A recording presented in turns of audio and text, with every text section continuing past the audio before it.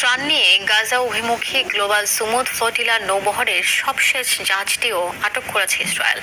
এর আগে global Sumud flotilla নৌবহরের অন্য সব জাহাজেরও নিজেদের নিয়ন্ত্রণে নেয় দখলদাররা। এদিকে গাজায় ত্রাণ প্রবেশ করতে না দেয়ায় বাংলাদেশ সহ বিশ্বজুড়ে উঠেছে নিন্দার ঝড়।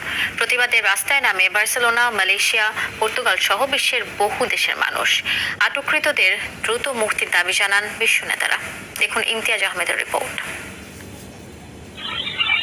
বুধবার গভীর রাত থেকে এভাবেই গ্লোবাল সুমুদ ফ্লোটিলার নৌবহরে থাকা একের পর এক জাহাজ আটক করে ইসরায়েলি বাহিনী। ক্ষুধার্ত গাজাবাসীর জন্য ত্রাণ নিয়ে যাত্রা করা মানবাধিকার কর্মীদের দিকে উঁচিয়ে ধরে বন্দুকের নল।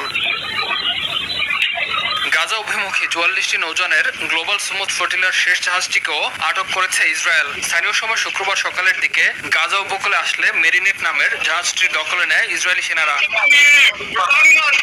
লাইভ স্ট্রিম হওয়া ভিডিওতে দেখা যায় জোর করে জাহাজটিতে উঠে পড়ে ইসরায়েলি বাহিনীর সদস্যরা। জানা যায় পোল্যান্ডের পতাকাবাহী মেরিনেট জাহাজটিতে 6 জন ক্রু অবস্থান করছিলেন। এ সময় নৌযান সহ আটককৃত সবাইকে ইসরায়েলের বন্দরে নিয়ে যাওয়া হয়। আমরা ফিলিস্তিনি টাইমে এসেছি। এর সাথে আমরা যেটা জানতে পেরেছি যে ইসরায়েলের আগে সমুদ্র ফ্লোটিলার অন্যান্য যারা ছিল ওটা আলাদাভাবে গিয়েছিল, আমরা ভিন্নভাবে গিয়েছিলাম।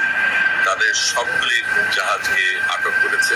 জব্দ করা জাহাজগুলোতে যুক্তরাষ্ট্র, স্পেন, আয়ারল্যান্ড, ফ্রান্স ও বেলজিয়ামের নাগরিক সহ ইউরোপীয় পার্লামেন্টের নির্বাচিত প্রতিনিধি, আইনজীবী, অধিকার কর্মী, চিকিৎসক এবং সাংবাদিক আছেন। নেতানিয়াহু প্রশাসন বলছে তাদের সবাইকে ইউরোপে পাঠানো হবে। এদিকে ফ্লোটিলাকে অপ্রয়োজনীয় প্ররোচনা বলে উল্লেখ করেছে যুক্তরাষ্ট্র। তবে সুমুদ ফ্লোটিলা আটকের ঘটনায় ইউরোপ ও বিশ্বের বিভিন্ন প্রান্তে ব্যাপক বিক্ষোভ হয়েছে। তুরস্কের পররাষ্ট্র মন্ত্রণালয় এই ঘটনাকে সন্ত্রাসী কর্মকাণ্ড বলে আখ্যা দিয়েছে। ফিলিস্তিনের স্বাধীনতাকামী সংগঠন হামাস একে বিশ্বাসঘাতক হামলা ও জলদস্যুতা বলে অভিহিত করে। কলম্বিয়ার প্রেসিডেন্ট গুস্তাভো পেট্রো একে আন্তর্জাতিক অপরাধ বলে উল্লেখ করেছেন এবং ইসরায়েলি কূটনীতিকদের বহিষ্কারের ঘোষণা দিয়েছেন।